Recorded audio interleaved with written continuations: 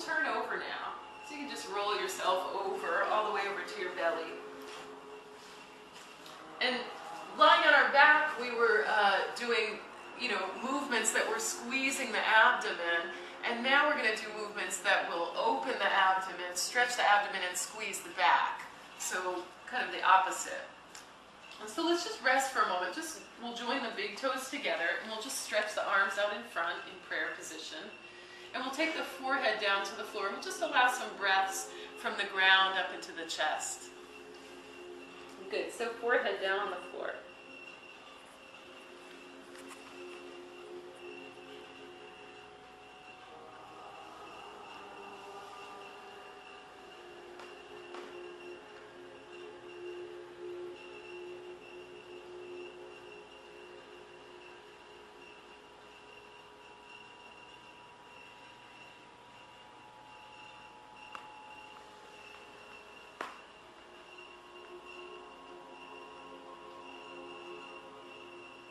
Now this is a pose that you could hold for 20 minutes, if you're feeling really stressed and you need to relax, after a long day, because your body's able to absorb oxygen from the earth up into your chest.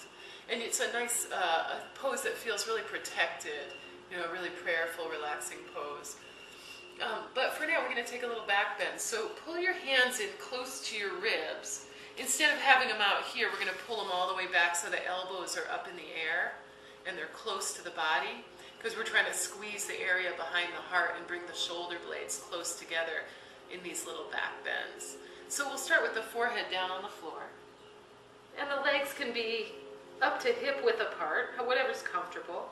And as we inhale, we'll allow the chest to lift and the face to lift, and we'll squeeze the shoulder blades behind the back. And then as we exhale, we'll just take the forehead all the way down again. So as we inhale, we'll come up, chest up, face up, and we'll try to relax the face. There will be absolutely no flesh photography. And at the start of the event, we need both the athletes and the spectators. When you hear the official whistle, please be quiet so we can get a fair start for all the swimmers. And with that, let's start.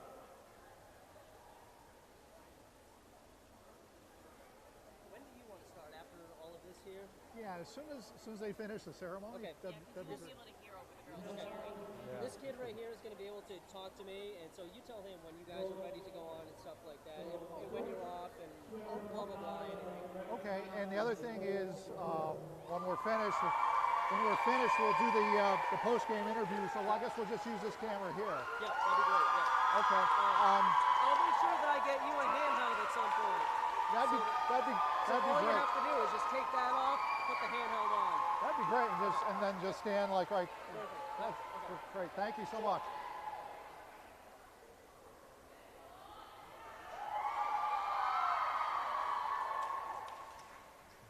The first person to recognize the ball is our honorable student manager, Grace Olson.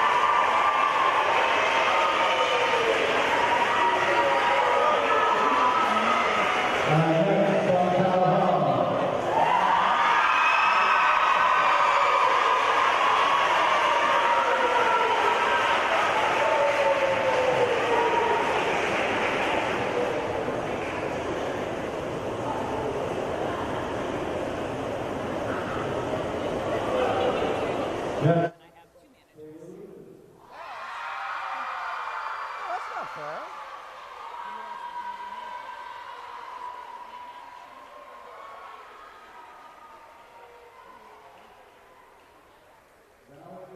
So at least one of the two that works with the boys doesn't want to come and do it for the boys?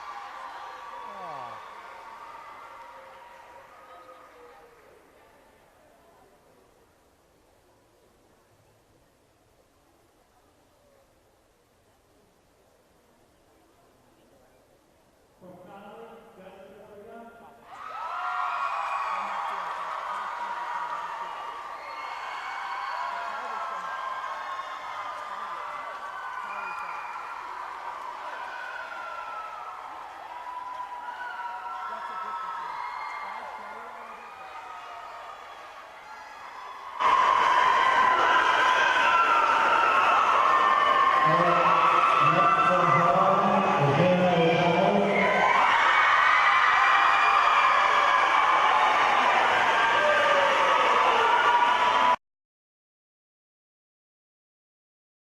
John Sablon. You may remember me from television news. I'm now on the board of West Hartford Community Television, WHC-TV.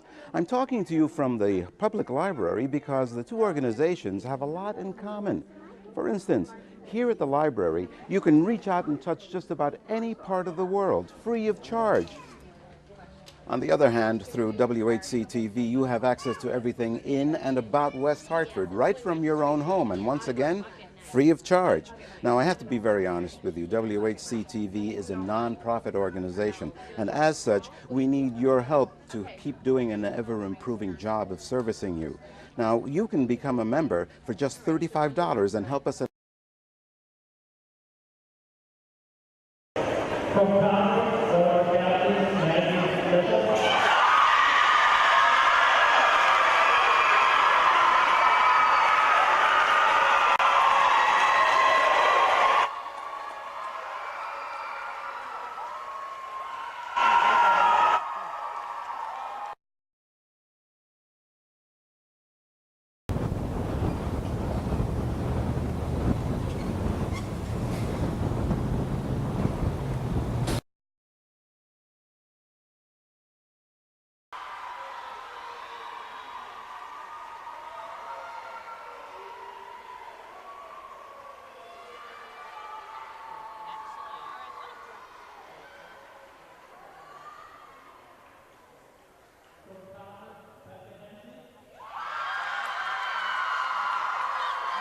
You want me to give that check to Jason? Is he over there? Yeah. Okay.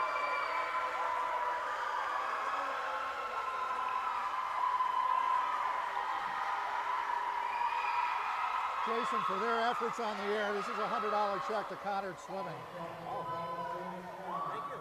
Thank you. Appreciate it. Sure.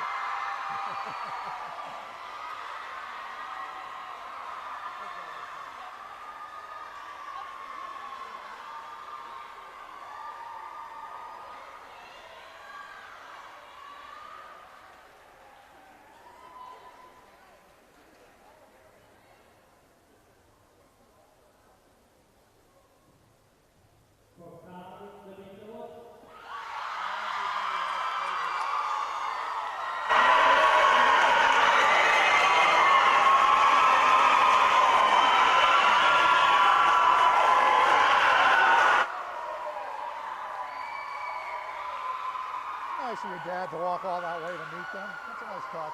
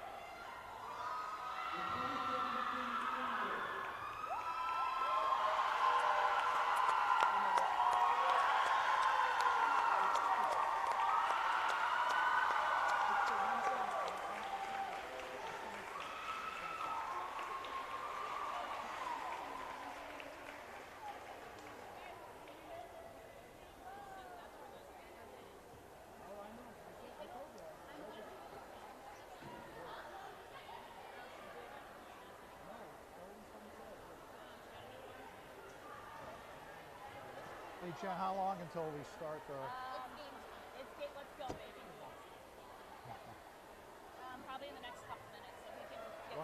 Yeah, okay, sure.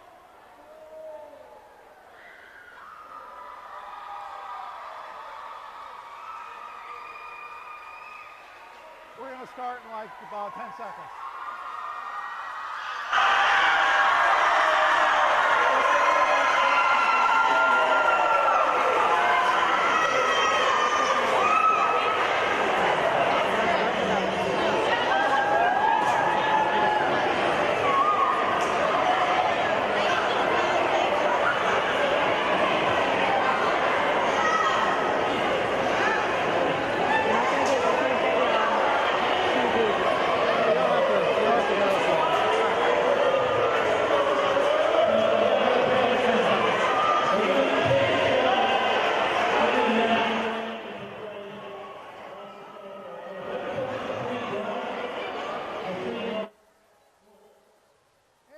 Everybody, and welcome to West Hartford High School Sports on Channel 5 as presented by the War Chief Sports Council. Tonight, girls swimming as the Hall Warriors take on the Conard Chieftains. Pete Lammer along with Jen Pollard and our fine crew. Dave Ladotti will join us for the second half of the meet as well. Final race of the 2017 regular season. Both teams have been tremendous, and we're going to pause for our national anthem.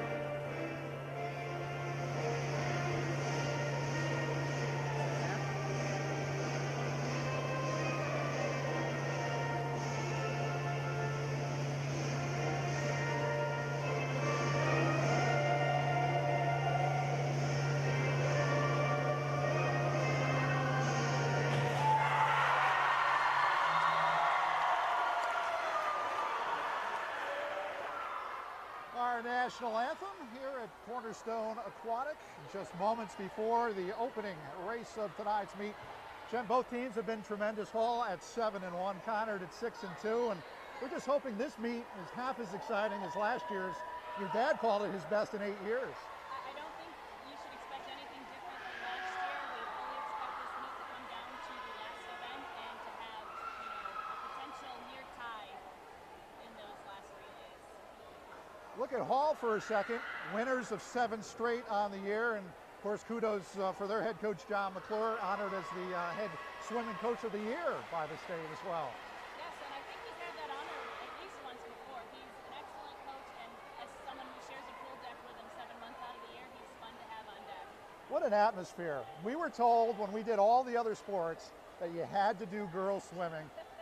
Sold out, Yes. just a raucous atmosphere. What a great place to be. Yeah, to say that this was the hottest ticket to get today, I mean, truly is not an understatement. So it's going to be a very loud meet, as the viewers at home will get to hear. A couple of players, if you could highlight a couple of swimmers on each squad, if you would, for us. Yep, so for Hall, the real key for them, Maggie Mance, Emma Nordquist, and Ainsley Mitchell, those are their, I would call them their big three. They are consistently top of their class when it comes to their events. I fully expect you'll see Maggie and Aislinn in the more sprint type events and Emma in the 200 and 500 freestyle.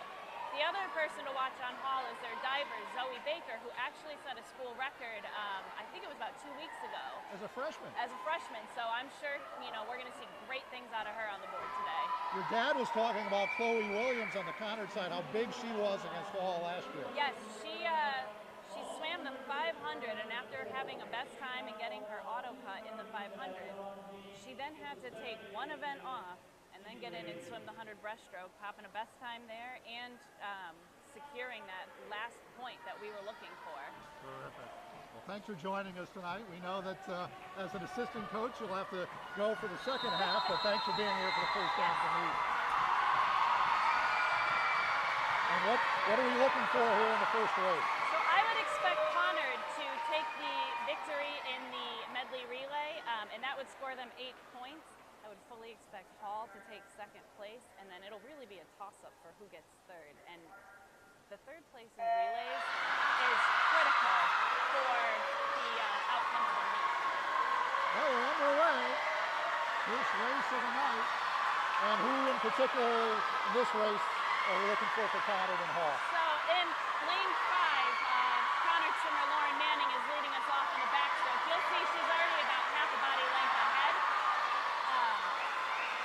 Coming into the breaststroke, you'll see the top breaststrokers from both Conard and Hall. You'll have Cassie, who just hopped in, and then Charlotte Otis, who also just took off. And it looks like Cassie's holding on to that half body length lead. And right now, it appears that Hall is holding that third place spot right now. And typically, how long does this race last? Well, this year, neither team has been much below a 159. I bet you're going to see a 154, 155 today out of the winning team. A lot of drama here right in the opening race. Here comes the breaststroke, butterfly. And we've got Libby Phillips, who's still got a slight edge for Conard. She's a senior captain. She's a senior captain, yes. And Kate Bell is closing in on the third place spot here in lane 7. Off the turn. She should break up ahead of her. And there she is. Knowing what I know about the two lineups, barring any disqualification, I would expect that you'll see Conard take first and third. Okay. And that would get them off to the good start that they want. Yep, so there's Conard's freestyle leg hitting the turn a little ahead.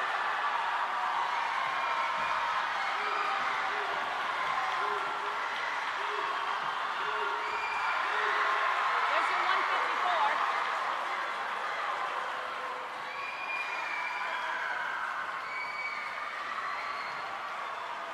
All right, so there it is.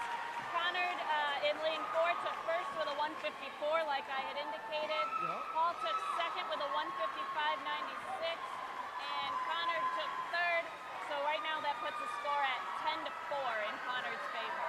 Okay. Is that pretty much what you expected? Yeah, and I mean, if you look at the previous times leading into that relay, neither Hall nor Conard's B medley relay had been below like a 2:01. So for them to go to a 2:00, in fact, I think Conard's was about a 2:03, 2:04.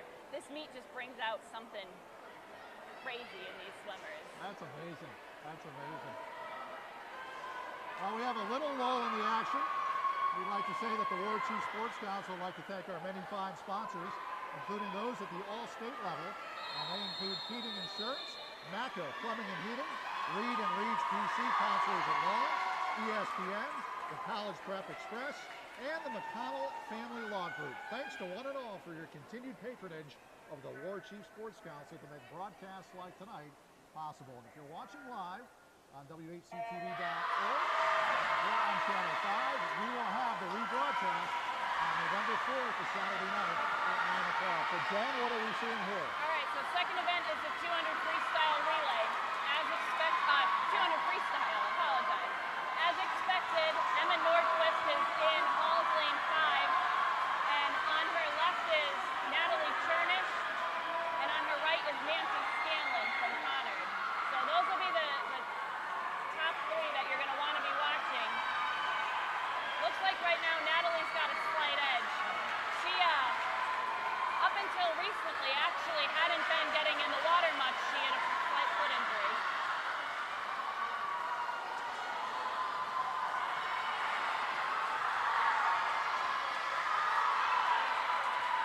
So Natalie had actually suffered a foot injury, so this is her biggest meet back.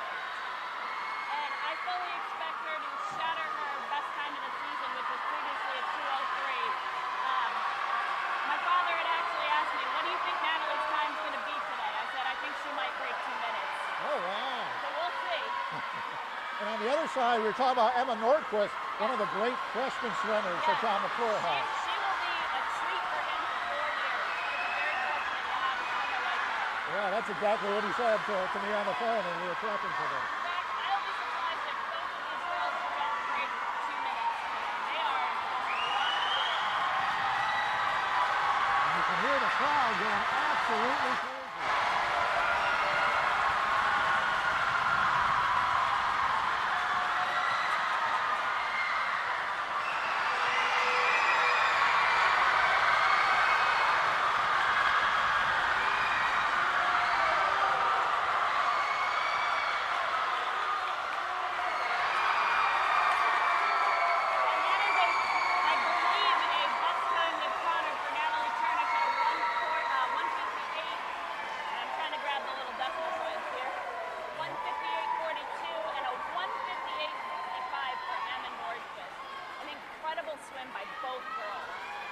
again, one's a sophomore and one's a freshman. Amazing. Yes, so third place went to Hall.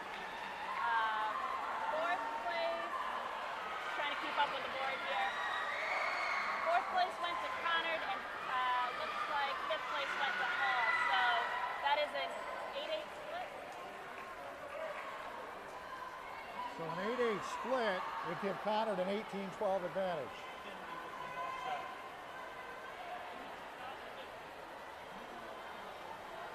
I think that's what Dad said. So we were strategizing, and one of the tough swimmers, we were trying to figure out where she would end up. I believe it's Georgia Finley from Hall. Yeah. She's a pretty good general purpose swimmer. You know, she does sprint free, she does butterfly. Another freshman, too.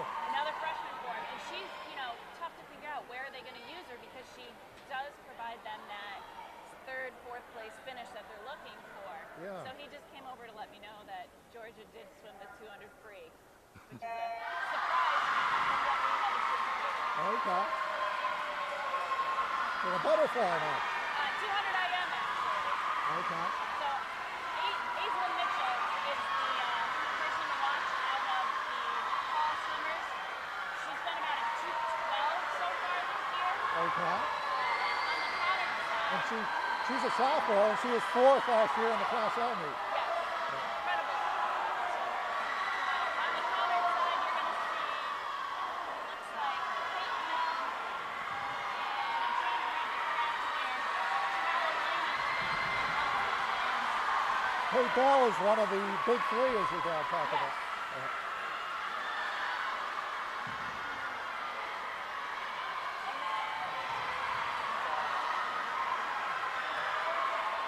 Coming back to tell me we nailed more of their lineup. Nice. Nice. As you can see, Aislinn Mitchell has a sizable lead going on to church. However, Conard's three swimmers are all in lanes 2, 4, and 6. They're all bunched up together, taking that critical second, third, and fourth place finish. Okay.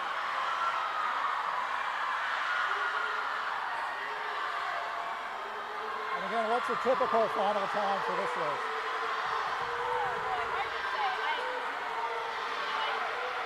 Kate Bell this year has been a 221, Carolina's been a 221, and Lauren Manning's been a 200 in the second row.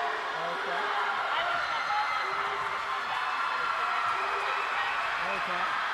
Looks like Charlotte Otis from Hall is really fighting for that second place spot with Conard swimmers. Having a big race. Coming out of the third, big breath. She's fighting for it. Aislinn Mitchell got swim from Hall. Wow, a 1-2 finish by Hall. That was not what Coach McKetty and I were expecting. Oh boy. So the first minor setback for Conard so far in this third event. Yes.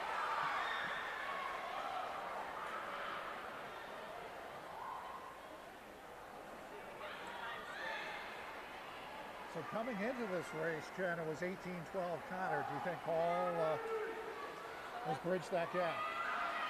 That 1-2 finish got him at least 10 points. Okay. Trying to see what who took the fifth place point. Was that Hall or Conard? So again, 3 races in the books here at Cornerstone Aquatics. Conard showed very well in race 1. Race 2 was a draw, and Hall took control here in this third race. Yes, they did. They took first, second, and fifth. So the point breakdown for that would be 11 for them and 5 for Conard. So that's Okay. a big swing. So- We're all tied up, 23-23. 23 all. Heading Heading into the 50. towards that 94-92 finish that we had a year ago. Or even 93-93, like what we've had on paper. Wow. And what do we have here, Jeff? I fully expect to see Maggie Mance in lane 5 run away with this race. Conard is again looking to do a 2-3-4 finish if they can. But like we've seen, pretty much anything goes.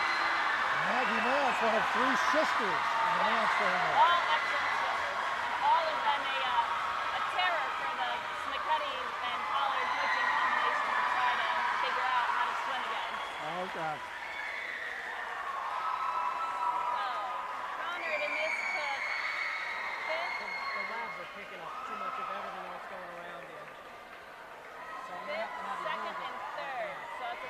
Too much screaming next to you.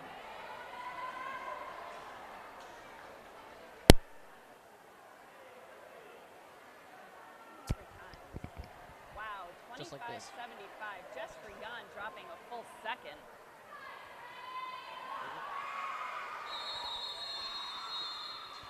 We're going to get into an exhibition race now, so Oh, okay. we'll be able to talk about the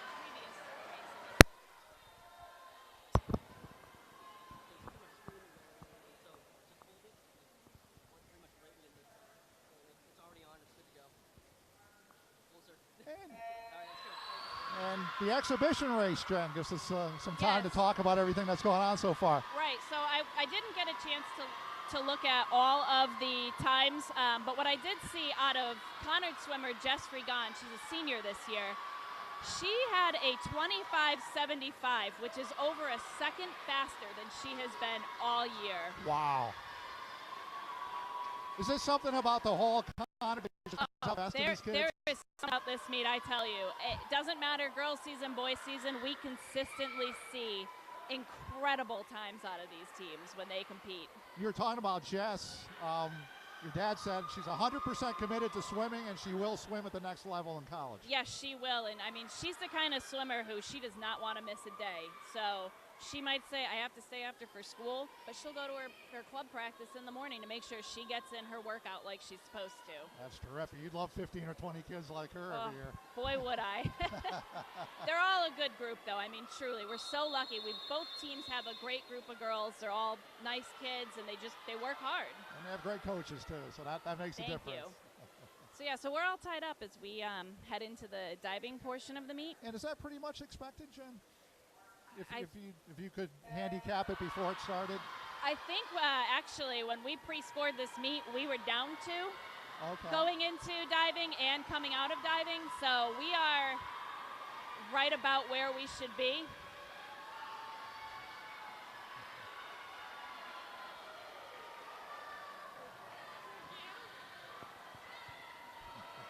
Nothing I love more than getting a whole wet hug from a swimmer.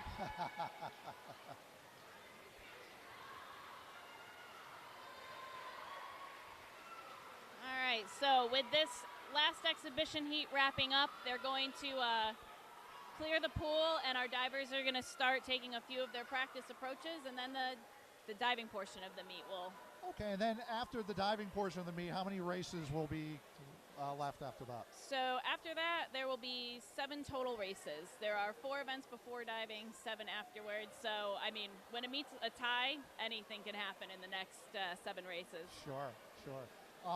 As you look forward, what are some of the keys in those last 7 races if Conard's going to come out on top? Honestly, from what I've seen so far, it's going to be who can out-grit the other person, truly. Both of these teams they want it so badly that at this point, you know, they've been training hard. They know how to do the relay exchanges. They know how to race the races. It's just who wants it more. That's terrific. Yeah, we look forward to it. Should be a lot of fun going forward. This Conard season has been great, and not the best of starts, but lately, over the last month, teams really come on. Yeah, we had a tough schedule this year, but, you know, we don't shy away from a tough schedule. We got to swim Weathersfield early and Glastonbury early, and all that does is teach you how to race early. Sure. And then you get into a tough one like against Southington, and you're able to withstand them. Exactly. And, you know, Southington was great to have them last week. It gave us just that last little bit of prep work that we needed before coming into this meet. That's great. Well, wish you all the best going forward. Thank you very much. It was a pleasure doing this with you. Yeah, this is great. We'll talk during the winter as we get prepped for the boys match. Yes, we will. And good luck to Dustin Pedroia as he does his comeback. Jen's a huge Red Sox fan. So. Well, Dave here, who's taking over, is a Yankee fan, so maybe you guys can discuss that. Oh, okay, a little split in the booth here. Okay. Thanks, Jen. Thank you. Jen Pollard joining us. She's going to go join her dad, John Smicchetti, the head coach of Conard, as they prep for the second half. Dave, welcome to the broadcast booth. Thank you so much for having me. What an exciting meet. Oh, tremendous. So far. I have been very impressed. Your impressions of a 23-23 start after 4/11ths of what we've done so far? It's pretty amazing that the way it started, Conard took that lead, and then in one race, it all can change. Unbelievable. So as I look forward to the rest of this meet, it's really going to come down to inches. And in swimming, it could be a fingertip, the difference between winning and losing a race. Before we get into the diving portion of our festivities tonight, a little introduction about yourself to the folks around West Hartford. So I coach the boys. I'm the assistant boys coach for both Hall and Conard. So I enjoy seeing both schools and getting this opportunity to work with kids on both schools. It's an interesting dynamic, especially during boys season, because especially when it comes to this meet, who do I cheer for? So I'm here to support everybody. I also coach in West Hartford for the Mandel JCC Sharks. So a lot of the swimmers here today are swim from our club team. So I've known them since they were 6, 7 years old. And you've had an association with the Sharks for 15 years now. Yes. So it must give you a great sense of gratitude and pride when you see such a great feeder program like that contribute to these teams. It's a great feeling. To me, girls swimming, high school swimming is one of the best sports they have out there.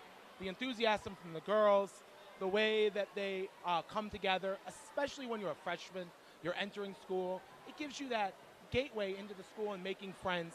I just think it's such a positive experience, so it's very exciting. And to have great coaches like yourself and Jen and the two Johns, two veterans, great leaders of the ships. They have both done an amazing job. They really have this year, and for John McClure, 4 decades, and John Smicchetti, almost 2 decades. Really is. But they still coach like they're young.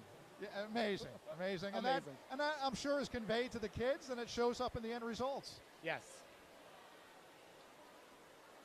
So right now they're warming up for diving. It'll probably take about 5-10 minutes. They usually give every diver 2 to 3 practice dives to prepare them. We were talking off camera and off mic about the new diving coach, Juan Dominguez, and why don't you share with the viewers and the listeners out there just what you were telling me about how accomplished this man is. So Juan has been coaching swimming and diving for over 20 years. I don't know the exact number, but I've known him for almost 8 or 9 years. His kids swim for me on our club team, but he's been coaching diving at Buckley High School in Hartford, and what I've seen there, being able to give kids an opportunity that they may not have had and turning them into amazing divers. This year is his first year with Hall and Conard, and he already has one of his divers who set the team record. Zoe Baker, a freshman, has a school record, 230.65. Absolutely amazing. And it'll be interesting to watch today to see how she does with that. And if we get a better score than that. You know, and once you get there, can we go higher? Sure. And for her, being a freshman, her first taste of the Hall Conard experience. It's amazing to see. It's amazing to see. And today's dive is the back dive, so that's what we'll be seeing a lot of from them. Oh, okay.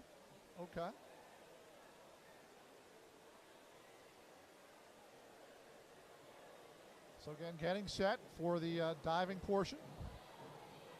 All even if you've just joined us in the first 4 swimming races tonight.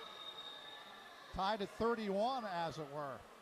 4 down, 7 to go after the diving. It's crazy. It's pretty amazing, too, if you look in the stands here, how many people are here. This is a town-wide event. And again, you talked about how people tried to contact you today to get tickets, and there just aren't any to be had. All sold out. We were discussing before that it could be over 200 people in the stands, and it's just amazing. And it's great to see in the sport of swimming. It really is. Now, more about the diving, Dave, as we go forward. We talked about Zoe Baker for Hall. They also have Sydney Golis and Merritt Despond as well to round out their diving roster. Yes. So all of the divers this year have made leaps and bounds from their first meet.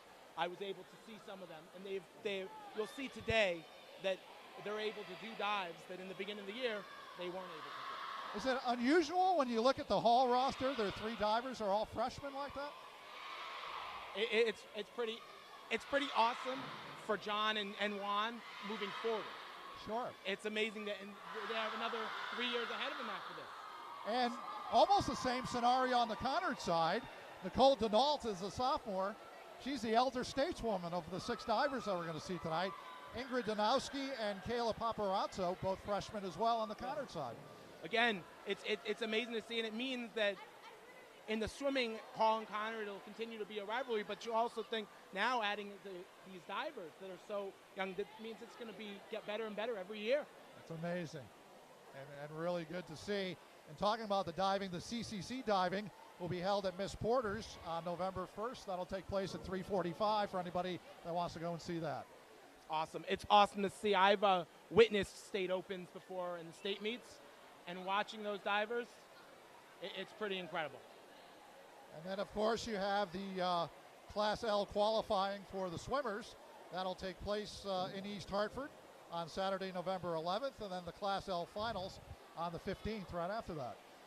Again, very, very exciting for the kids, especially those freshmen for their first year to get this experience and to see what it's like. And I think that they'll want to always come back, and I always think that they tell their friends, come join the swim team. Yeah, great. Absolutely. The spirit can be contagious, as it were. Very much so. The Warchief Sports Council, again, would like to thank our many fine sponsors, including those at the all-conference level, and that would be the Seoul Allied Printing. At the captain's level, we have Hartford Distributors, Franklin Fine Beers, Cork and Bottle, the Babe Ruth Organization, Coastal Tool and Rob Ludkin, and the Conard and Hall PTO. Thanks to one and all for your continued support of the Warchief Sports Council to make broadcasts like tonight possible. And a reminder, we have 3 more fall broadcasts coming your way in the next week. We'll have volleyball for you on Friday night. We'll be at Robinson Gymnasium. John Beignet and I on the call as Hall plays host to Conard. Couple of over 500 teams there. Both have qualified for the Class LL State Tournament. And then next week, Dave, we're going to be doing field hockey on Wednesday at 6 o'clock. And then next Thursday, the 2nd, we're going to be doing unified soccer. That's our first unified presentation. That'll take place at the Conard Gym.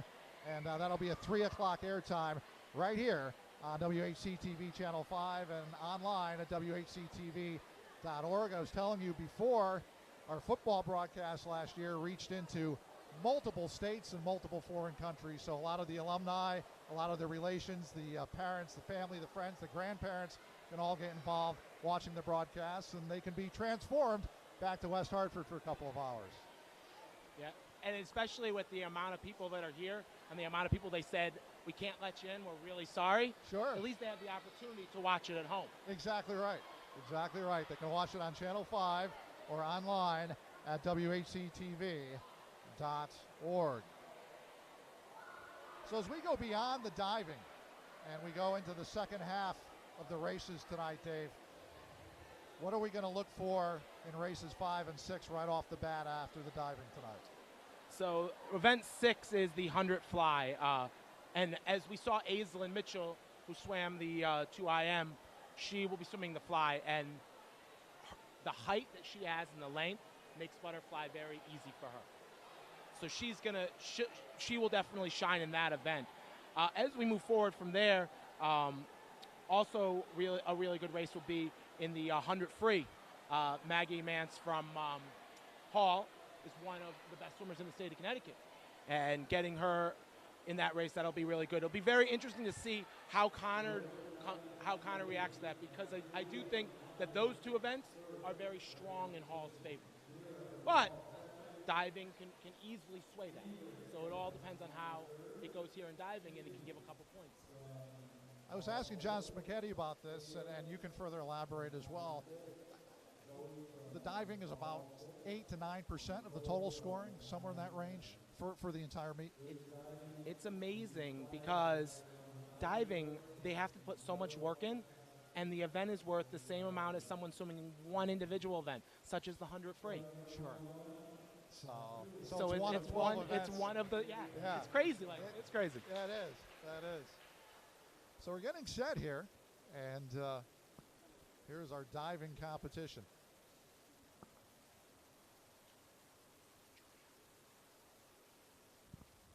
Diving first is Julia from Conard.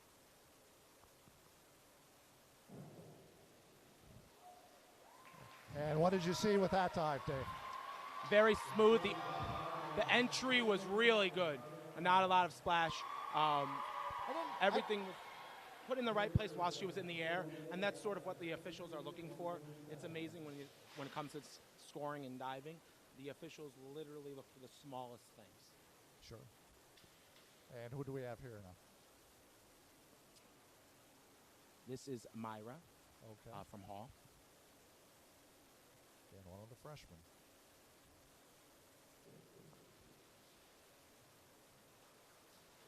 And one thing that John McClure talked about with Myra is she knows how to do each and every dive. Diving is such a hard sport. As a swim coach watching it, I'm amazed to see the ability that these girls, and even in boys season, the boys in diving. It seems like it's easy, but if you ever ask any of the swimmers to get on a block, it's Very difficult. one time and they're done. Sure. Who was that we just watched? That was Ingrid from Conard. Another back dive. Today is the back dive for the And Ingrid, competition. just a first-year diver, so she's made amazing progress. Up next is Sydney from Hall. Sydney Golis, very graceful according to John McClure. State qualifier already. One thing that John McClure said about Sydney, improving each and every week, Dave.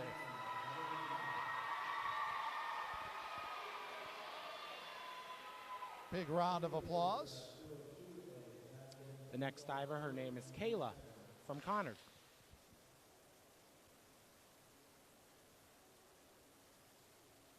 Another freshman for the Chieftains.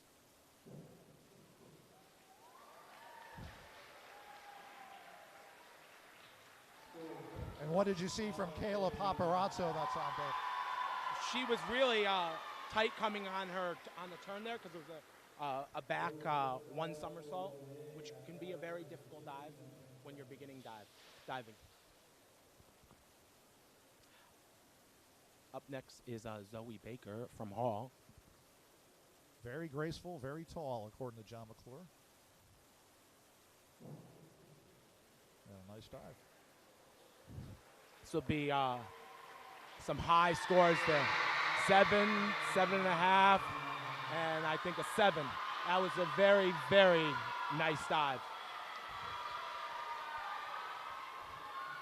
Very graceful as described by her coach. Up next is Nicole from Conard. First-year diver. Is qualified for the States. She's a sophomore.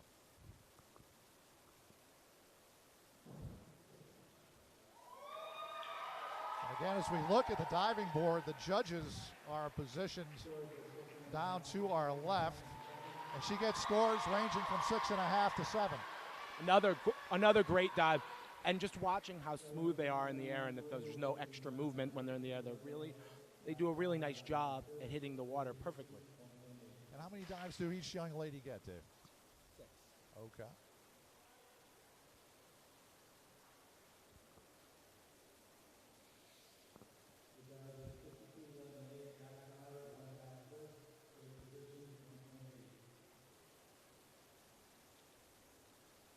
This is Julia again on her second dive.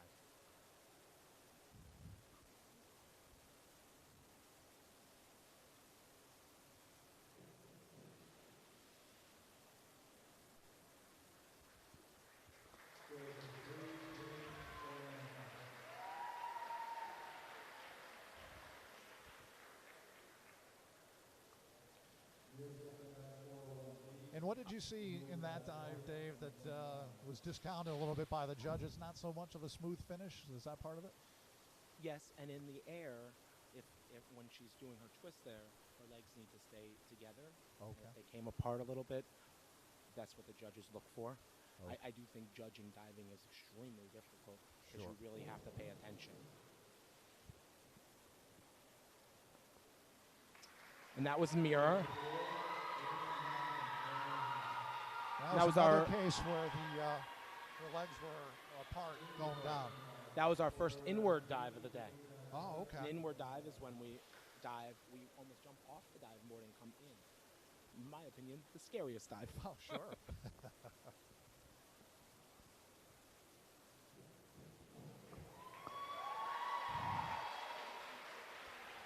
That was Ingrid Danowski, I believe. Yes. She Another got sevens. another Tremendous dive. tremendous dive. So far, what we've seen is these girls really, they're very well prepared, and they came today. I'm impressed so far.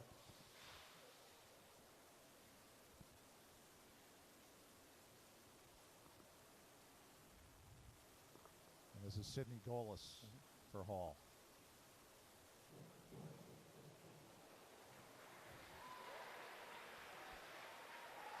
Nice. One of the best sets of Looks scores. like some to date. eights. 2 8s and a 7, I believe. 7, very, very, very nice. I believe that's the highest score we've seen to date so far. One thing that should be noted for viewers at home that might not understand diving is that each dive has a degree of difficulty. Right. So even though a person may score higher than someone else, it depends on their degree of difficulty because it gets multiplied. I see. This Here's is Kayla. Kayla Paparazzo for the Conard Chieftains. Hit scores ranging in the 6s and 5s. And back to Zoe Baker for Hall. Again, that school record for her, 230.65.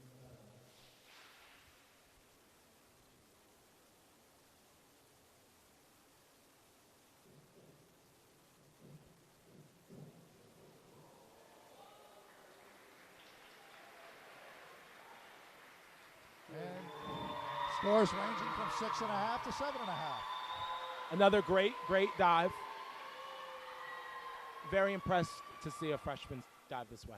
So when Zoe gets a score like she did to set the school record, was she getting 8s and 9s generally?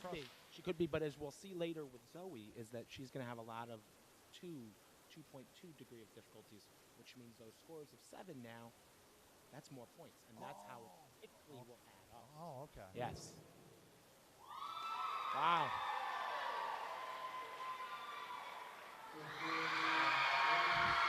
Scores ranging from 7.5 to 8.5 for Nicole Denault.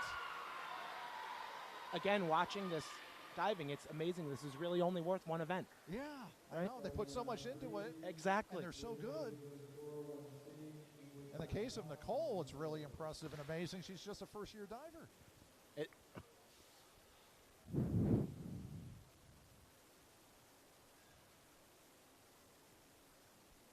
So here's Julia.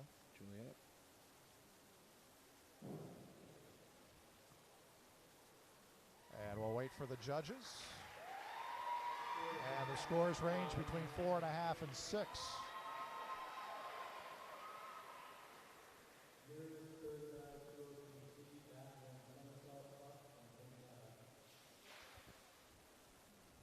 We're in the midst of the diving competition here at Cornerstone Aquatic, as Pete Lamoureux and Dave Ladotti join you.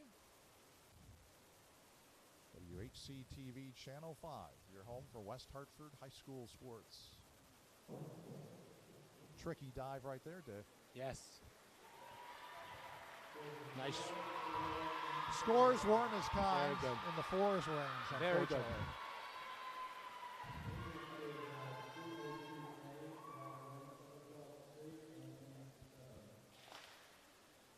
So back to Ingrid Danowski.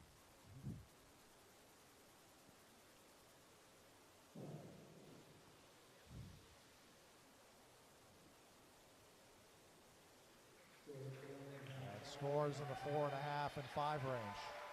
Very good. We do have an updated score. We were wrong before, off by a point apiece. Oh, okay. Conard is winning 32 to 30. Oh, okay. Still right there, very close. Exactly. And again, they won last year by 2, 94-92. So it's shaping up for another fantastic finish. And that was Sydney Golis on the board that time. Scores ranging from 7 to 8. Very well done by Sydney.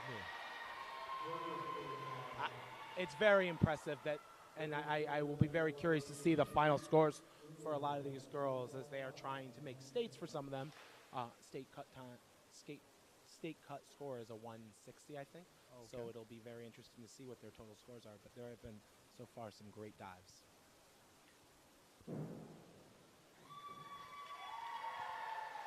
That was Kayla off the diving board for Conard. And Kayla garnered scores of 5.5, 5, and 6.5. So this will be Zoe's first harder dive. The degree of difficulty on this one is a 2.3. Wow. Yes. So if she executes well in the judges' eyes here, she could really mount up the points. Yes. Wow. That was beautiful. That was. Let's see what they get for here.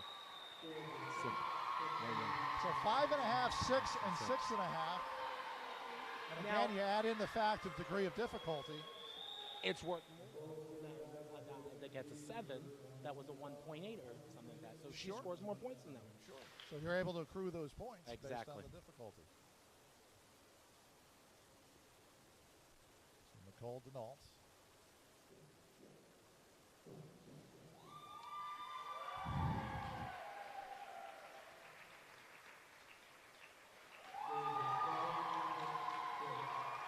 Two 6s and a 7 for Nicole of Very the Conard nice. Chieftains. Very nice.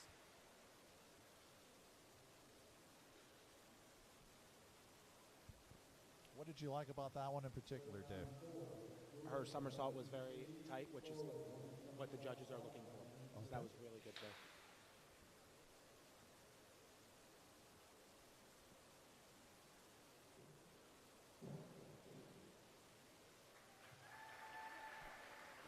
Julia. 4, 4, and 4.5 for Julia. Nice job.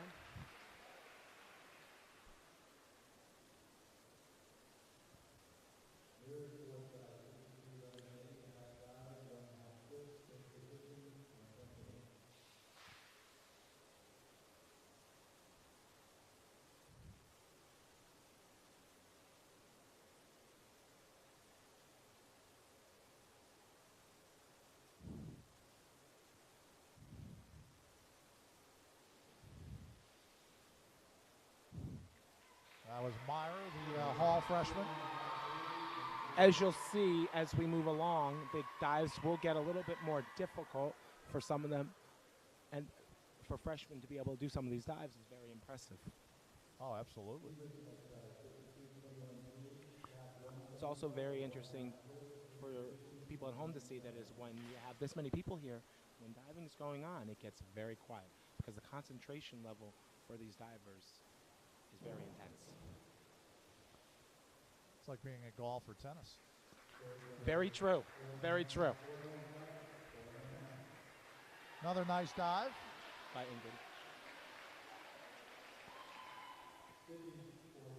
Now back to Sydney Golis.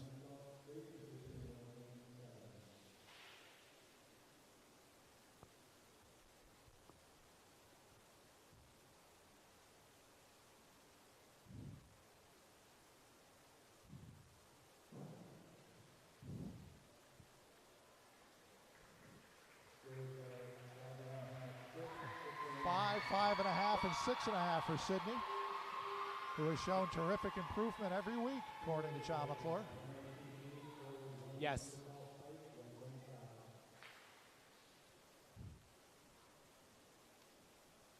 Back to Kayla.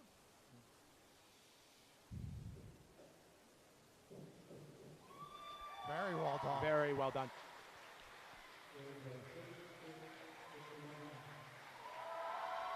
So what was the degree of difficulty on that one, Dave? That one was a 1.5. Okay. Now, so those 6 and 6.5 don't resonate. don't resonate as much as when you get the 2 point. But me watching it, someone who cannot dive, I think that's really hard. So only worth 1.5. It's amazing. That is amazing. There's Zoe again. Very high level difficulty on that one. 2.2. Scoring 6s and 6.5s. Pretty impressive. So a lot of points will be accrued on that one. Oh, yes.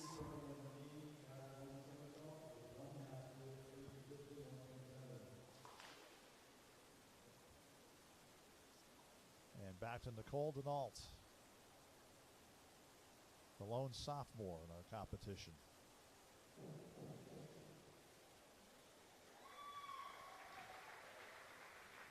And scores ranging between 5.5 and 6 for the Conard sophomore. What should be noted is, though people may think that a 5, that's not that high of a score, but a lot of divers, when they're starting off, they're getting 2s and 3s. Sure. So when at this point they're already at 5s, and most of these girls, it's their first year. It's very impressive. So three years down the road when they're seniors. Exactly.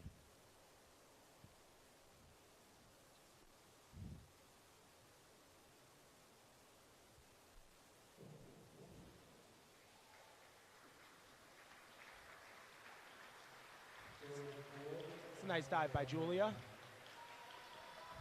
4.5 and a 4 and a 5, it looked like. Okay.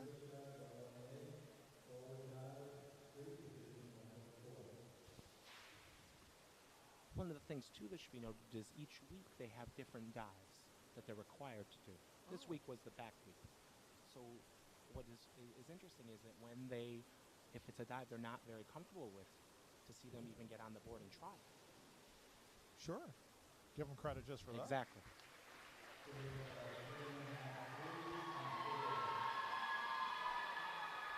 And good sportsmanship, even if there's low scores from the judges, still people are responding as a crowd, and that's a nice gesture. It is very nice. And it's interesting is that with these Conard and Hall being rivals, they both practice here at this facility at the same time. That's amazing. Right, and they're in the locker rooms afterwards together. A lot of them know each other. It's West Hartford. It's a large town, but it's also a small town where everybody knows each other. And I've said time and time again, and Dave, it doesn't matter which sport, it's really what's unique about West Hartford is not only within a rivalry, you can have that camaraderie factor as well, and it really does make it special. Yes. So back to Sydney again with a 1.7 degree of difficulty dive upcoming.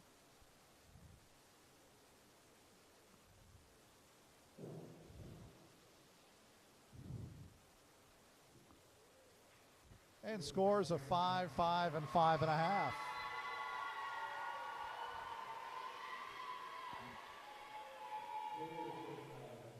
Kayla Paparazzo back on.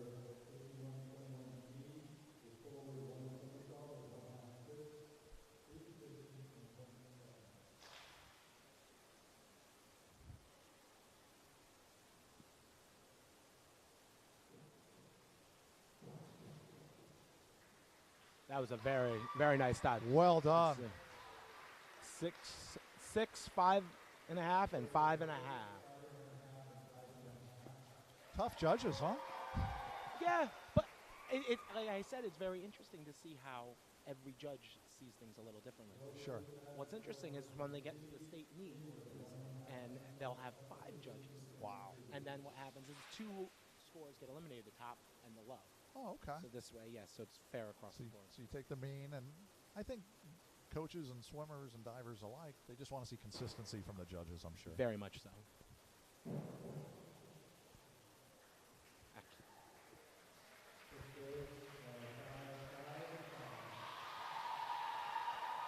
Another nice dive by Zoe. And back to Zoe Baker now. She just did a 2.2. It's pretty impressive. So here's Nicole. This is Nicole's first 2.3 degree of difficulty dive.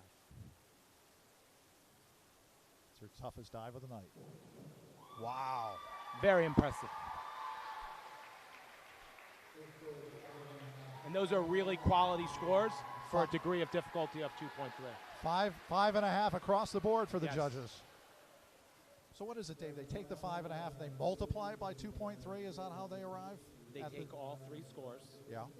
then they multiply it. So if let's say it was Well, if so it here's was 5, well, 5.5 is 16.5 for the 3, Mhm. and then they multiply by the 2.3 degree. exactly. And Okay. that's how they get there.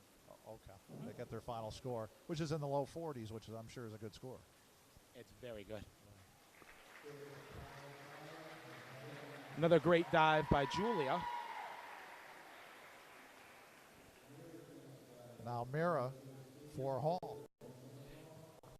And this last round, it's very interesting to see how these divers have been able to hold their composure in a meet like this. Sure. It's got to be a grueling test for them. 6 rounds of this. 6 rounds of diving where everybody is watching. Yeah. Oh, I know. I know.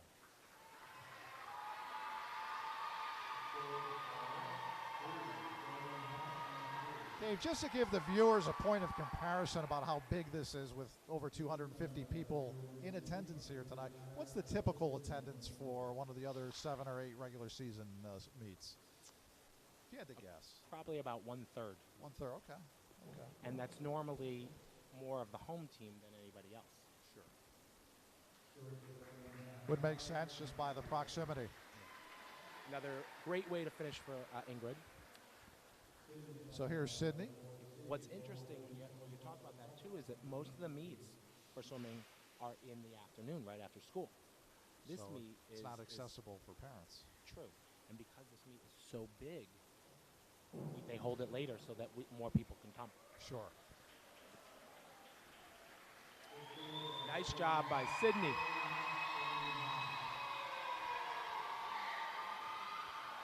That was a degree of difficulty of 2.2. Wow. And she garnered from the judges 4.5 to 6, so they multiplied in a hurry. Here's Kayla.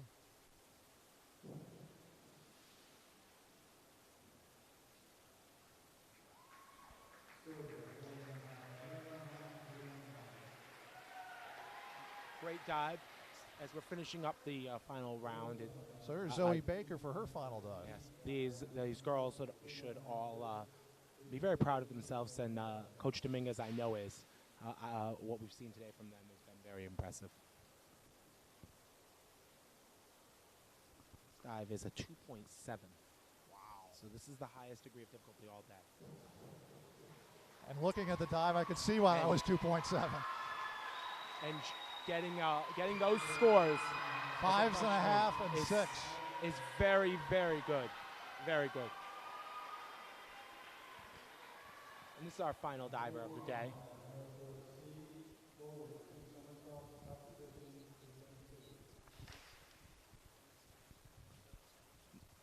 Here's Nicole finishing off diving.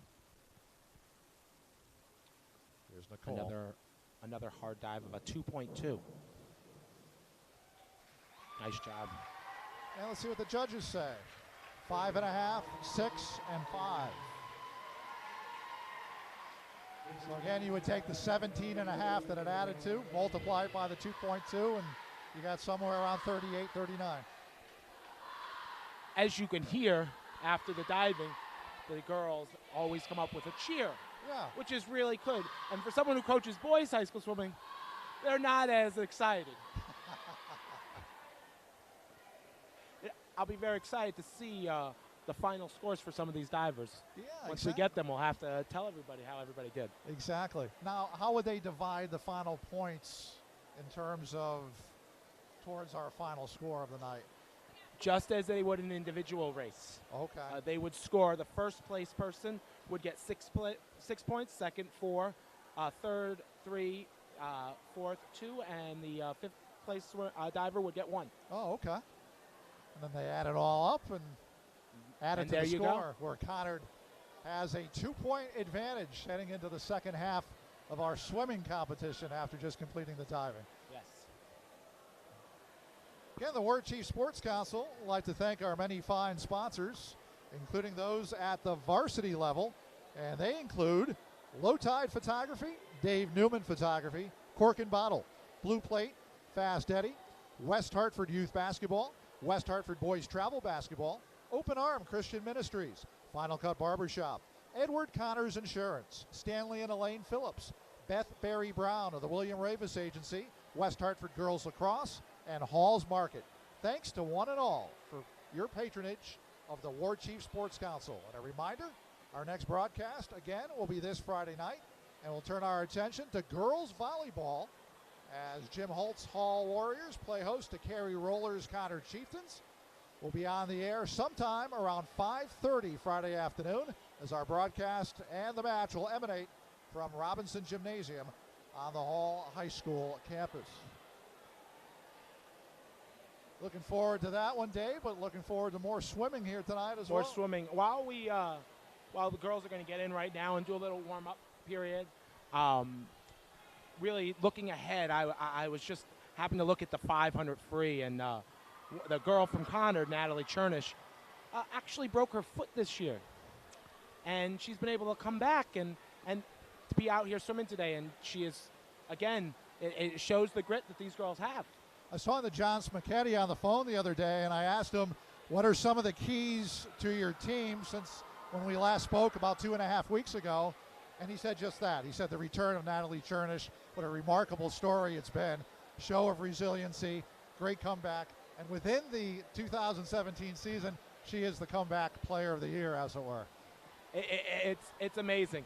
And I always think of how there's rivalry games and you don't want to miss it. This meet, she didn't want to miss this. No, this is the Yale Harvard, this is the Duke North Carolina, this is, you name the rivalry in college sports, this is what it translates to here at the high school level within West Hartford. Exactly. The other really interesting thing, too, is that a lot of these swimmers swim together in the off seasons for high school on their club teams, so they all know each other. And sometimes there's kids that'll be swimming for Conard and kids that swimming for Hall that normally are maybe on a relay together on their other team. Yeah, it's a crazy sport. Yeah, it really is, and we can draw the analogy to other sports. I think that's fascinating. I think it's a fascinating element. We talked about that in soccer. We talked about that in hockey.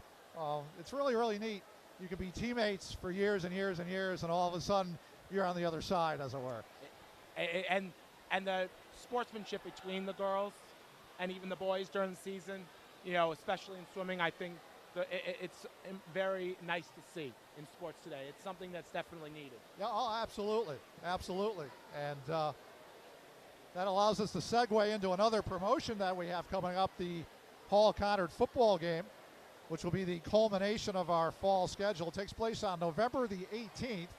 This year it'll be at McKee Stadium in West Hartford on the campus of Conard as they take on the Hall Warriors. And through the years, you look at the Robinson family at Hall in terms of football. You look at the McKee and Sersosimo family on the other side. And, yeah, on that one day, they go head-to-head, tooth and nail. They definitely want to win, but the rest of the year, they're the best of friends. And, again, I think that's what makes West Hartford great. It is, and it's what makes sports great, in my opinion, and youth sports.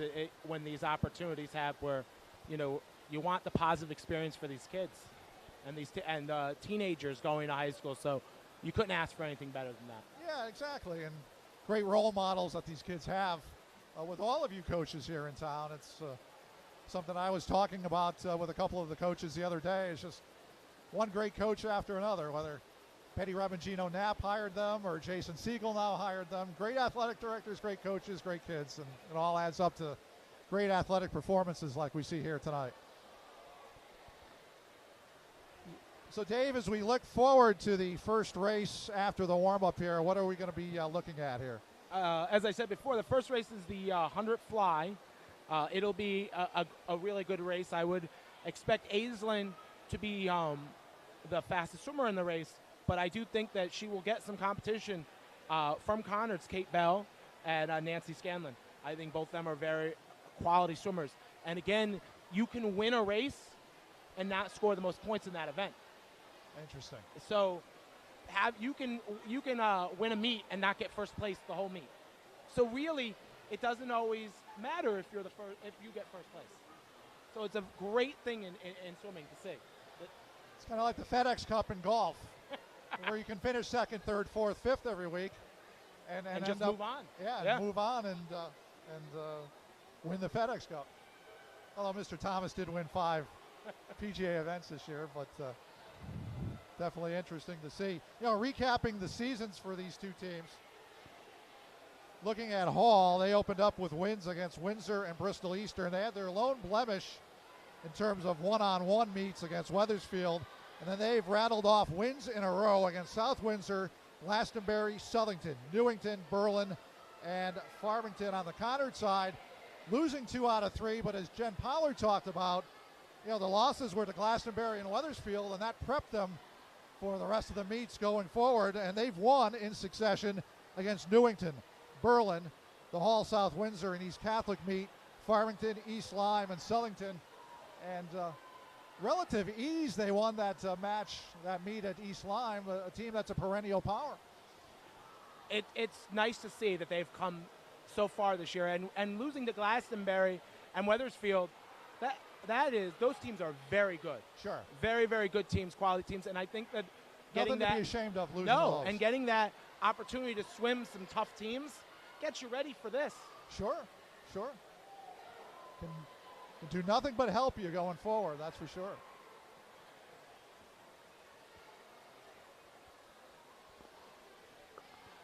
So it may not come on camera, but I just watched a parent walk by, a Hall parent, and they had blue in their goatee. Wow. To me, that might be the parent spirit of the day. That's dedication, huh? Exactly. What's nice to see, too, here is a lot of the boys from both Hall and Conard are here today at the meet to support their schools. Yeah, that's good to see, and I always like seeing that. I always mention that, too, Dave, because we broadcast a doubleheader in soccer a couple of weeks ago, and we had the girls match first, and so many of those girls stayed around for the boys, and vice versa. The Hall boys got there in unison as a team early. Same on the Conard side as well. And that support is really great to see.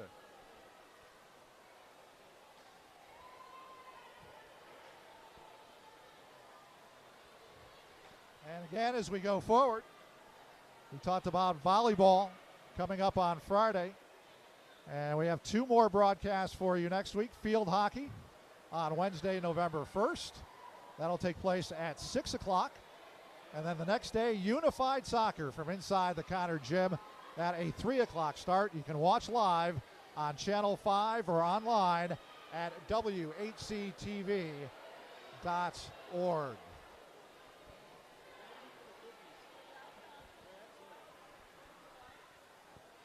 John McClure over, one of the deans of the coaches.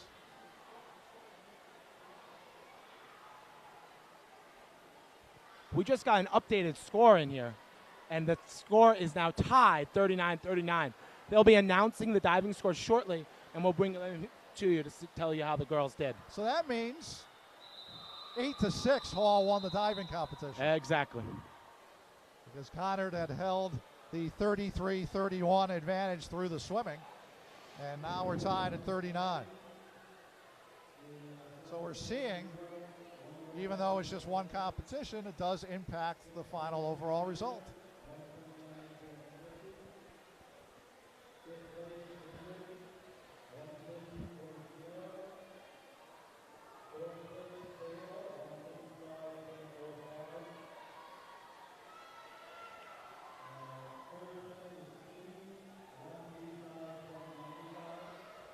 One of the great things about the pool here at Cornerstone is that it's got 11 lanes, and they swim in the meet. They'll swim 9 lanes, which gives a lot of swimmers the opportunity to swim in the meet that may not get it in a 6-lane pool.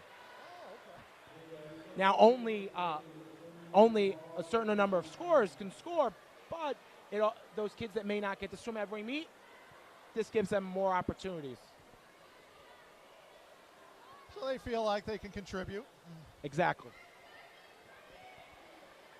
So we're just about set to go.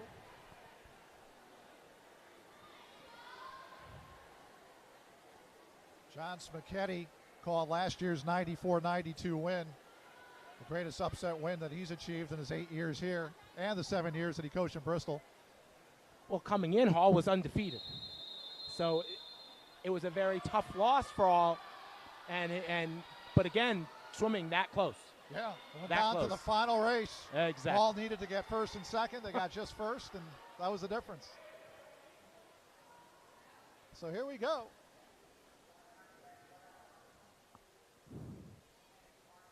Dave, you can describe it to us as you see it unfold.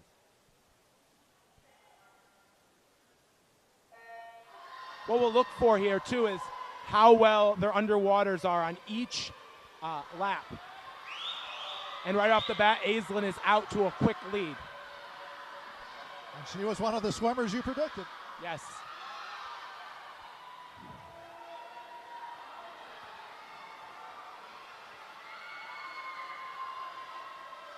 As they come off this wall here, watch to see where people are able to catch up, because this is where races are won and lost, on the walls.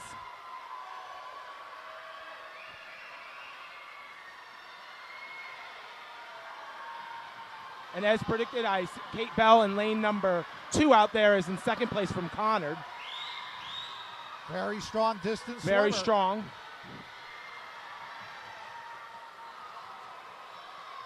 She sets the school record last year versus Nice. Hall in the butterfly. It's a great swim by Aislinn Mitchell there. First place for Hall. Yeah, as we talked about earlier, Mitchell was 4th in the L meet last year in the butterfly. Kate Bell is finishing second with a 101.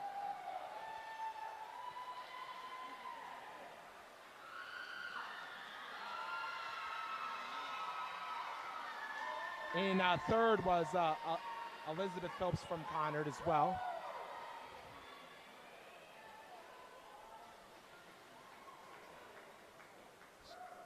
So, yeah, they flash those scores on the scoreboard and then take them off really fast. Where I had said before, it was great having 9 lanes. Yeah. The scoreboard's 8 lanes. Oh, okay. So then they always have to flash up lane 9, which then means you have to sit there and wait for that to pop up. Gotcha. And there it is. Yes. Our next event is the 100 freestyle. So if we go back to the previous one, how were the points distributed? I'll have to wait and see the whole score, but it was definitely first for Hall, second and third for Conard. Okay. And what are we looking for here, Dave? Here again, Maggie Mance from Hall, one of the top swimmers in the state of Connecticut, out to a quick lead. She was 7th in the state open. Yes. And that was as a freshman. Amazing.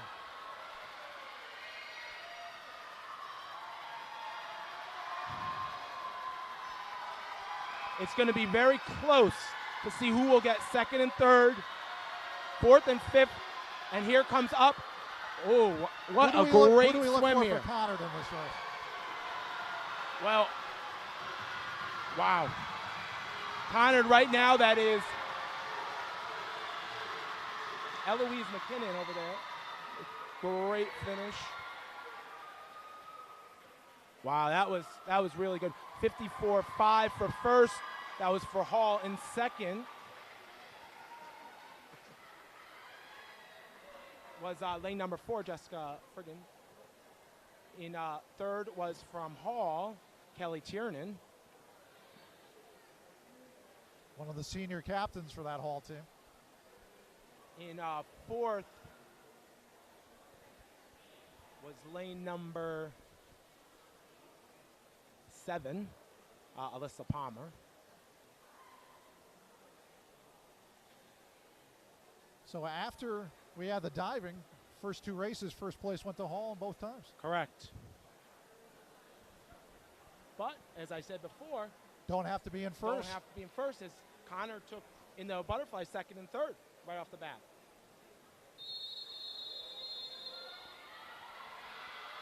Now our next competition is what here, Dave? This is the second heat of the 100 free. Okay.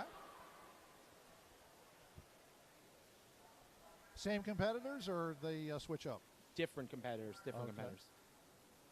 Again, what's great to have these second heats because it gives more swimmers the opportunity to compete. Sure.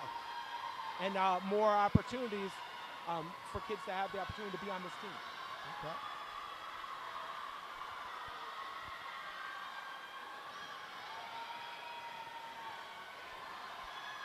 And who's off to a good start here? This is pretty impressive right now for lane number 4, Catherine Thyre of Conard.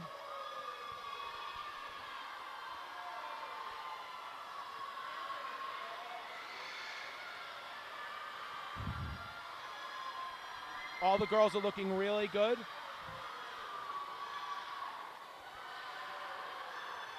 Now in first place is lane number 4 as well, still. Holding out is lane number 4, Catherine. In second, it looks like it's going to be lane number 2 from Conard, Nora.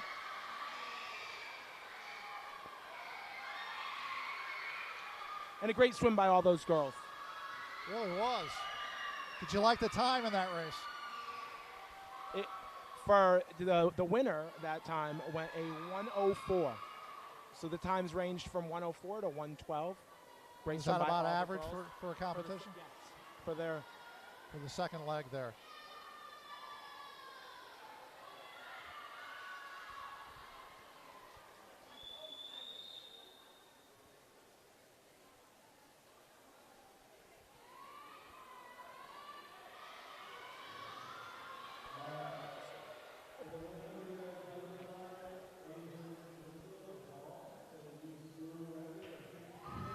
Wow.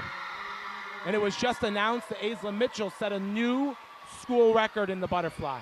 Terrific. A new school record.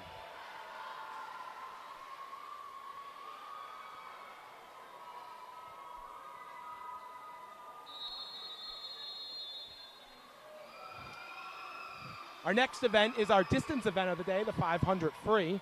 Okay. As I was telling you before about Natalie Chernish with the broken foot, she's swimming this race. Yeah, she's going to make a big impact as she did in the meet against Sellington.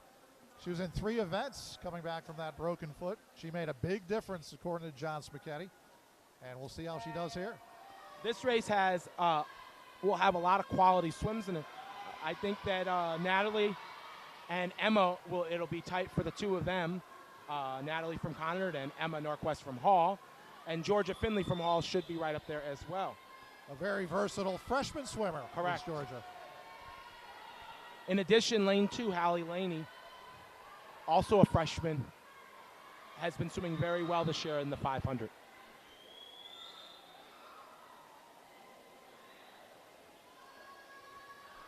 And right off the bat, it is lanes 2,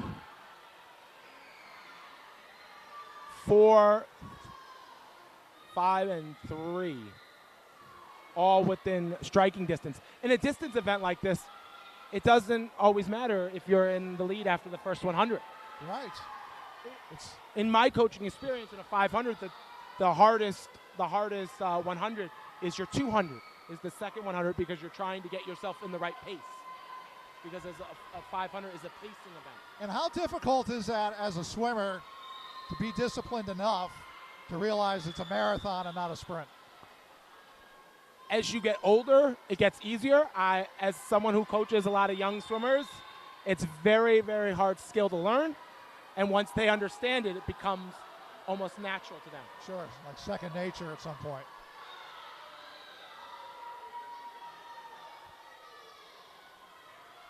And it's interesting at the far side of the pool to see their teammates holding up the lap counts. Yes. In an event that's 20 laps, the last thing you want to think about is counting your laps. Right. A lot of swimmers will sing while they're swimming. Oh, is that right? To keep a beat. Oh, okay. So hitting the wall here at the 200, in first is a Natalie Chernish. Emma Norquist is right there next to her. And over in lane number 2, Hallie Laney is holding off. It's really tight right now. Hallie Laney, a freshman, very versatile, can swim almost anything for John Spaghetti.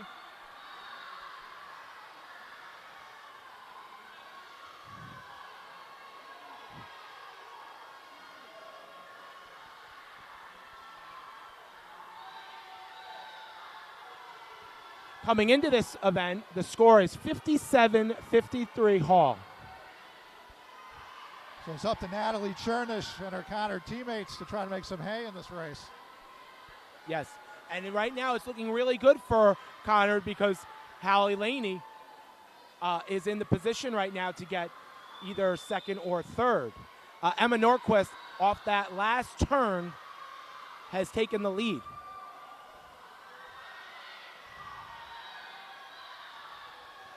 So the leaders are on lap 13, and again, they have 20 laps to swim here in this 500-meter competition.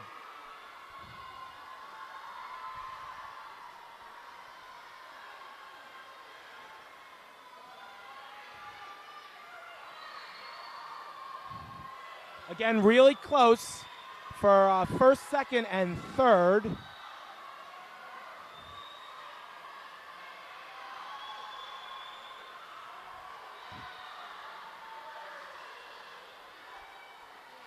So is this an event right now, as it's shaping up, Dave, that could put Conard in the lead after this race? Is it conceivable? It is conceivable. It looks like Hall has fourth place right now.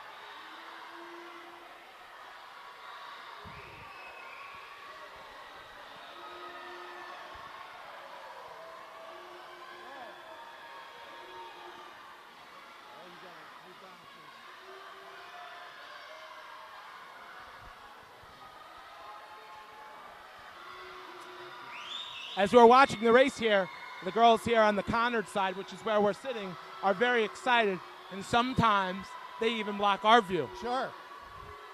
Yeah, they're into it. They've been into it from the get-go, no doubt about it.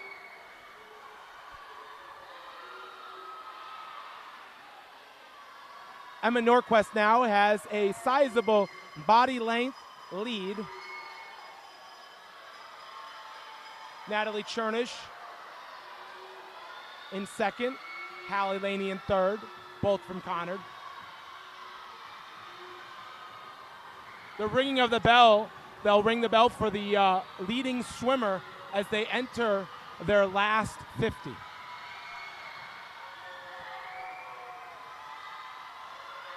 How many of those do we have? Here we go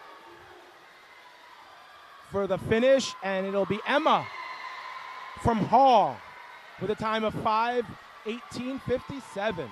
In second, Natalie Chernish, 5:22:64. And in third, Hallie Laney from Conard, 5:23:38.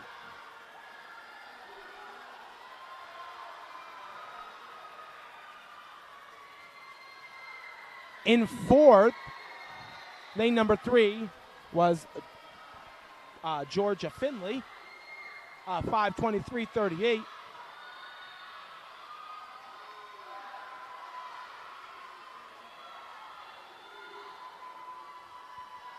And Dave, has this race gone about as you expected? Pretty much. And to see Natalie swim this race again, as we've talked about with the broken foot, to be able to swim this race is an amazing thing. To be able to dive off the block alone is amazing. Sure. But that distance, just incredible.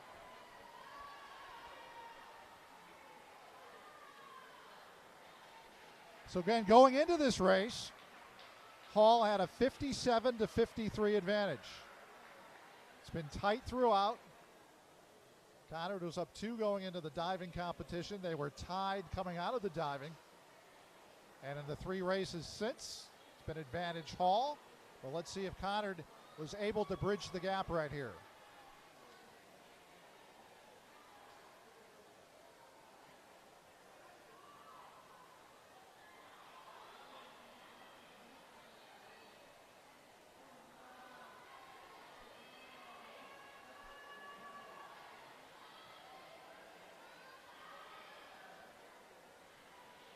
And Dave, as you look at the scoreboard, what are you finding out for us?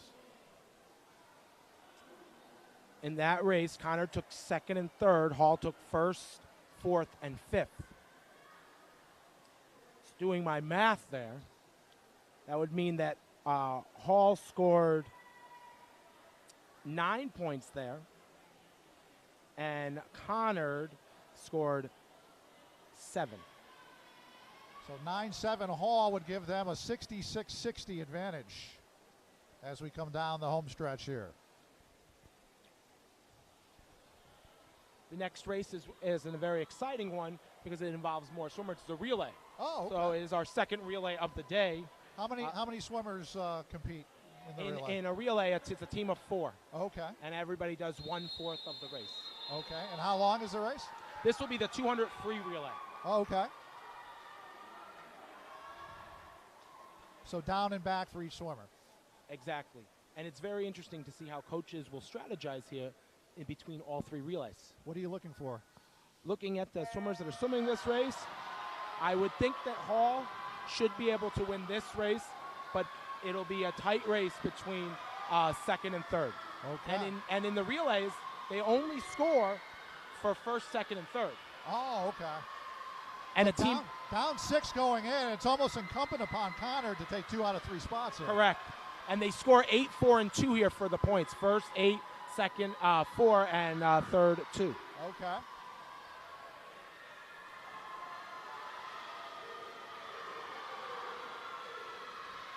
Currently, right now, Hall is in first and in second. Both Conard's A and B relay are rounding out in the third place position.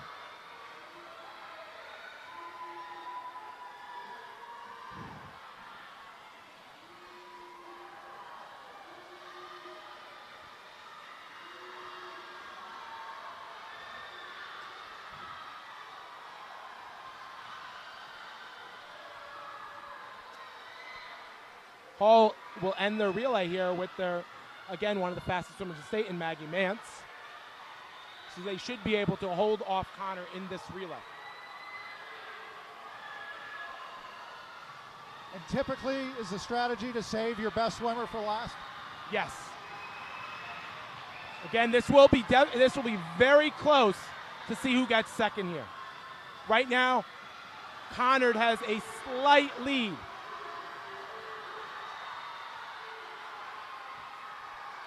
And they really, in terms of the scope of this meet here tonight, they need to take second, don't they? And they did take second. Hall took first. Hall took third. So they get 10 points to 4 and have a 76-64 advantage unofficially by our count. Correct. And how many races are left, Dave? We finish off with the 100 backstroke, the 100 breaststroke, and then the 400 freestyle relay. So 3 to go. 3 to go. And Hall leads by a dozen, and I have to ask you, how comfortable is that lead right now? Looking at the swims that are left, anything could happen. But this is a nice lead. John McClure right now has to be happy with what he's seen so far. And what does John Smacchetti and Jen Pollard, what do they have to do in their camp? They're going to need some great swims here to pile up the points. But again, as we've seen before, anything can happen here, as you can go first, second, and third, and boom, just like that, it's right back in. Sure. So perhaps Chloe Williams, who was so big against Hall last year, perhaps Correct. she could rise to the occasion? correct. And she'll be swimming in the 100 breast later today. So again, unofficially, with 3 competitions to go, Hall 76, Conard 64. And here we go. This race here, in my opinion, will determine the meet. Oh, okay. If Hall keeps a 12-point lead, it'll be very hard for Conard to catch them. So who for Conard then has to really come out strong and be the difference maker? We're going to have to see something from both Abigail Tookinson and Lauren Manning here. And right off the bat, looks like Conard has the lead. And Lauren Manning specializes great in the swim. backstroke. Great swim. And she has about a half a body length lead on Ava Silverman in lane number 5.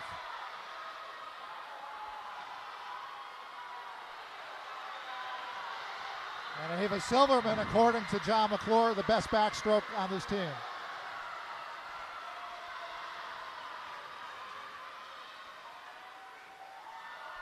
Conard took first there.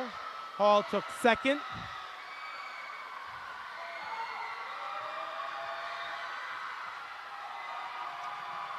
Third place went to Conard.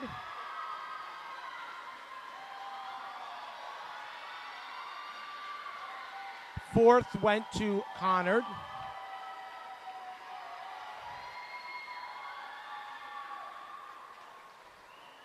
Fifth went to Hall.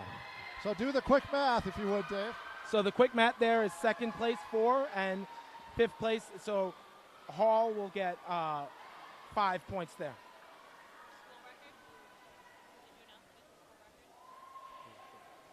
So in that race too, we just found out that that was a school record for Laura Manning from Conard. Oh, very good. Awesome.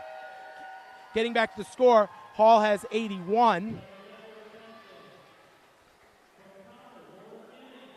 Conard, on that race alone, scored.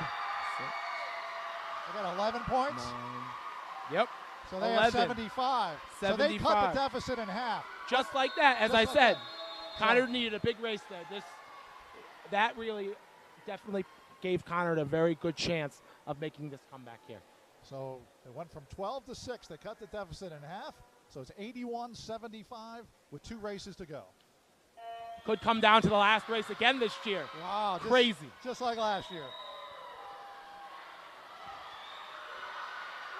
And in this penultimate race, Dave, who are we watching? Breaststroke. We have some really, really amazing breaststrokes. In lane 5 from Hall is Charlotte Otis. In lane 4 is Cassie Lowe. And in that order, Charlotte's in first, Cassie is in second. It looks like it's going to be very close for third between Emmy Laspada in lane number 3 and Rebecca Hensley in lane number 6. I wanted to briefly talk about Charlotte Otis. What a great story she was last year, coming back from injury, kicked in the head and had a bad back, but she's battled back. And she is fighting right now. Cassie is right on top of her. This is going to be a great, great finish here.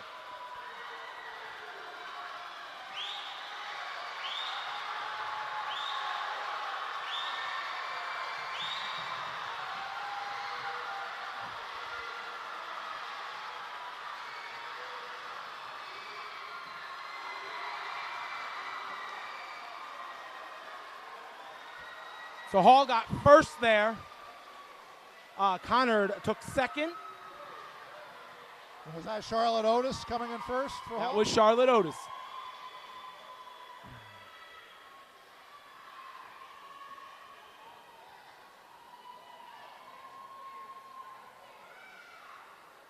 Conard took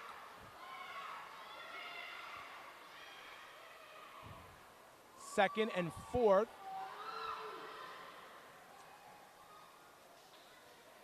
Again, I apologize. The scoreboard is very slow, trying to look at this very quickly. Sure. It looks like they took second, fourth, and third, and Hall took first and fifth, but that is unofficial. So if you do the quick math, so 9-7 Conard in that race, is that right? Yes. So unofficially, Dave, is 88-85. Hall's lead trimmed again in half. It's gone from 12 to 6 to 3 over the last 2 races.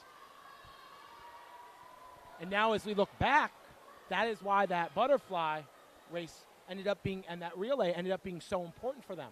Sure. Because if Hall doesn't do as well in those races, then Conard has this meet. Wow. So it's that tight. When you think of it that way, every race is very important. We down to the finale here.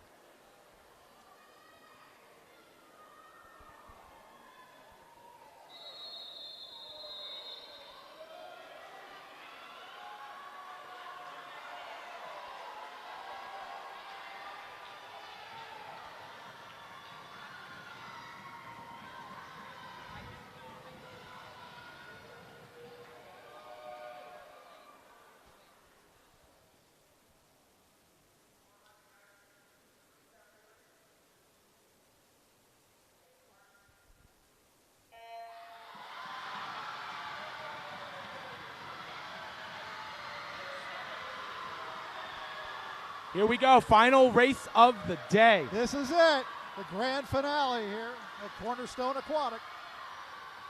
Hall off to a quick lead, and it's great to see that they're out to a quick lead, but again, this is the 400 free relay where everybody has to swim 100. Sure. So getting out to a lead doesn't always mean that you're going to win the race.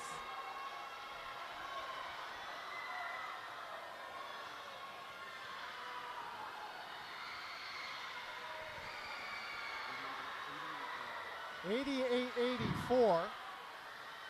Jen Pollard was nice enough to come over and give us the official score.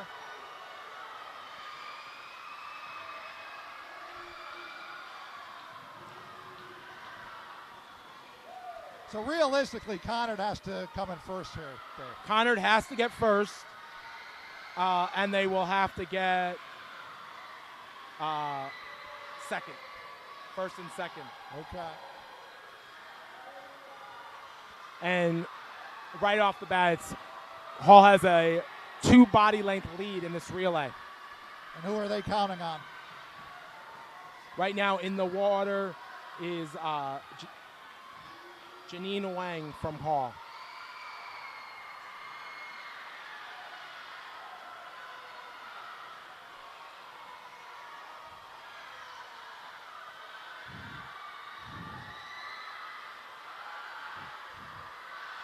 Either way, looking at that, it comes down to the last race again where either team can win. Shows you how exciting these swim meets can be. Oh, no doubt about it. It's been tight from start to finish. Conard winning last year, 94-92, and Hall trying for their revenge here in this final race. They have an 88-85 advantage starting this final relay.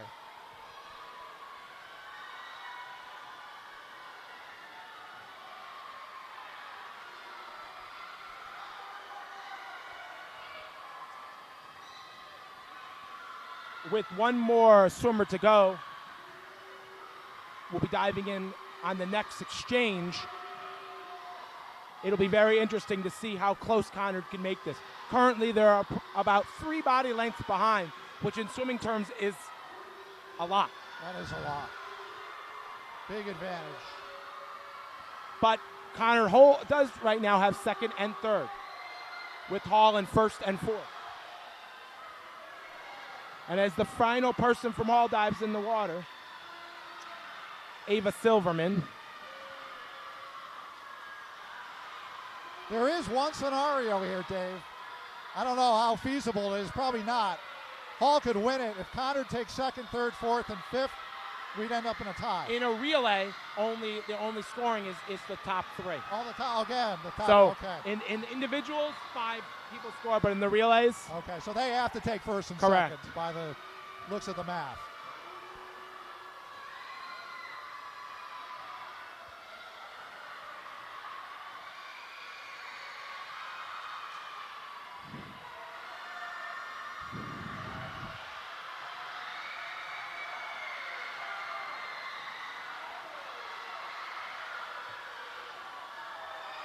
if our math is right, it looks like Hall will win this year's meet. Wow. Hall takes first in the 4 relay. Second was Conard. And third was Conard. So Hall's going to win 96-90. An amazing, amazing meet. It really was. And I really, when I look back at this meet and I look at the key points, Yeah, I was just gonna ask you. I would think that watching in that butterfly, and then coming back in Hall in the 200 free relay, really is what was able to hold Conard off. And yes, in any race it can change, but also watching in the diving and watching Zoe dive and being able to dive as well as she did, those points, they add up, and it's amazing how by only really 6 points, this meet was very, very close. It was, just as we expected, very tight. Yes. 2 terrific teams. Both had terrific winning percentages this year. And what a great year, certainly for West Hartford girls swimming. One thing I would like to add, though, I think all the girls should be really proud of themselves. Hold their heads high, winning or losing. I thought they all showed good sportsmanship today. They did. Which is great to see. They did. Dave, thank you. Great debut performance. Thank you for having me. I enjoyed this. This was great. What we're going to try to do is get John McClure and one of the swimmers on camera. But again, the final score, Hall 96, Conard 90.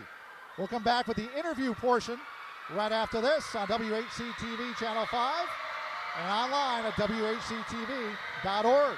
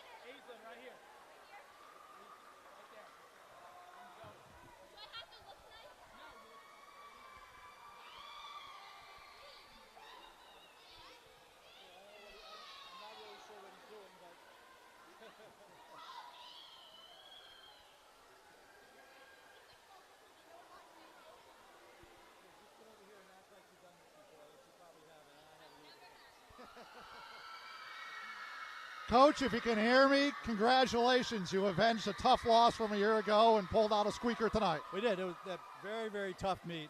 I mean, there were so many close races. I mean, and the noise in here was, I can barely hear you. Yeah, I'm very happy. The girls did very, very well on both teams. What was the turning point, in your opinion, for the victory tonight? I think in the 100 free when we scored 11 points, that gave us a little bit of a lead. And then the 500 when our girl won the 500, and then the 200 free relay, we had a 12-point lead, and that was enough at that point to win. What a spectacle this is. This is not only a great moment for swimming, but also for West Hartford sports. Absolutely. And we have 2 school record holders right here. Amazing. Yes. Coach, congratulations. Thank you. Now talk to them. Okay. Congratulations. What's the record mean to you? It's really important to me because I work so hard and I just come to practice every day, and with a great attitude, so much fun. So after a loss last year, that was very tough, 94-92. What's it mean to come back and win this year? Well, I'm a freshman this year, but I know that it's really important to the rest of the team, and that's really important to me, and it's just so much fun. Well, congratulations and best of luck in the future. Thank you so much.